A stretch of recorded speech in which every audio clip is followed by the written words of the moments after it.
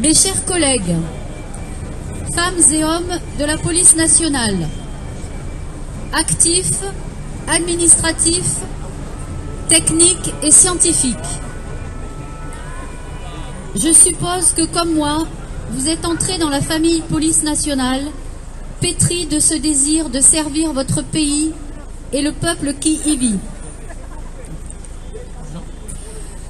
Vous vous êtes engagés pour protéger, sécuriser, porter secours aux personnes en danger ou en difficulté dans le respect des droits fondamentaux inscrits dans la Déclaration des droits de l'homme et du citoyen et dans notre Constitution.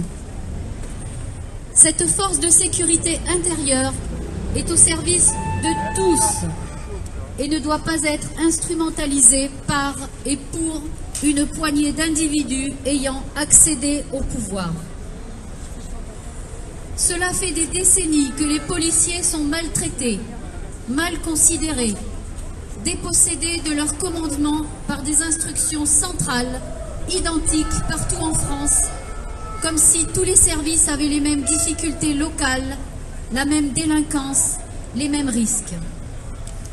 Quelques points d'indice sont accordés de temps en temps quand la grogne s'intensifie un peu, avec la complicité des syndicats aux ordres du pouvoir.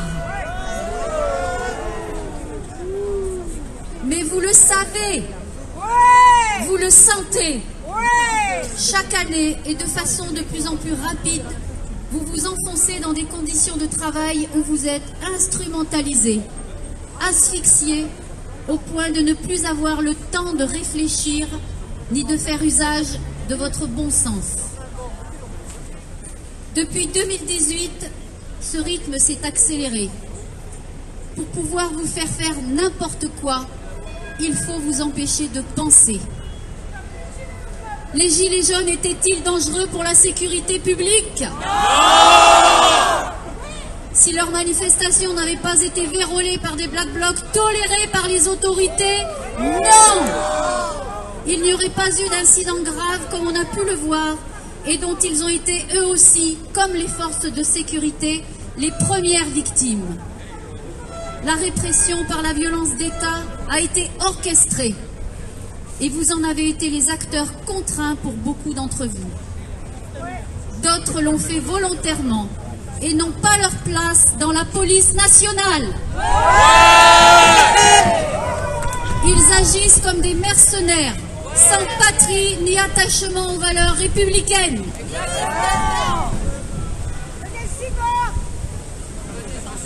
Depuis 2020,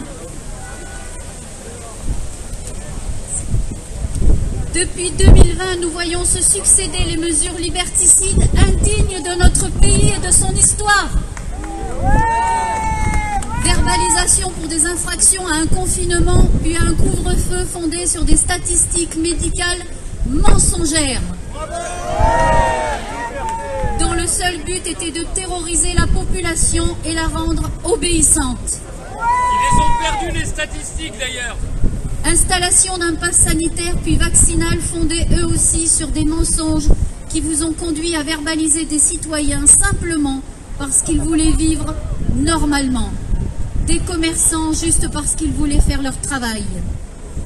Répression sur des médecins, infirmiers, soignants, pompiers et autres lors de manifestations pacifiques. Aujourd'hui, poursuite judiciaire contre ces personnels suspendus au motif qu'ils pourraient travailler au black pour ne pas mourir de faim, alors qu'ils pourraient en activité soigner et contribuer à sauver des milliers de personnes tous les jours dans notre pays.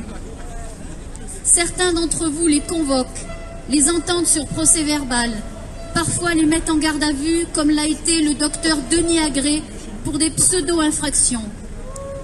Répression de mouvements pacifiques comme le convoi de la liberté en février 2022, avec des violences illégitimes sur des citoyens et citoyennes courageux qui se battent pour nous tous, habitants de France.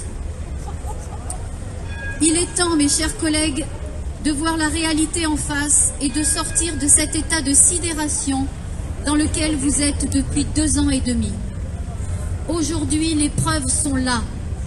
Écoutez des personnes comme le docteur en pharmacie Amin Humlil, responsable de la pharmacovigilance au centre de Cholet, comme Laurent Mucchielli, sociologue et directeur de recherche au CNRS, comme l'eurodéputé Michel Rivasi et sa consoeur Virginie Joron, comme le professeur Christian Perron,